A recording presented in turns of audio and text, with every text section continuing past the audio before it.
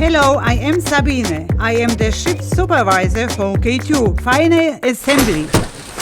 Only men in leading positions, so I said to myself, I will show you all. Wow! Hi, I'm Nadine. I am in charge of quality control and of reconditioning the sweepers. I initially trained as a hairdresser before I joined Kärcher, where I retrained as an industrial mechanic.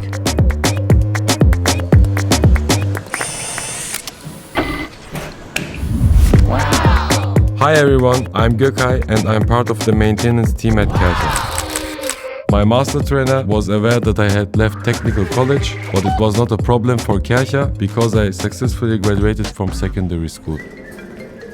Hey Gökay, I'm having problems with the water pressure. Can you drop by? For sure, they're happy to see us.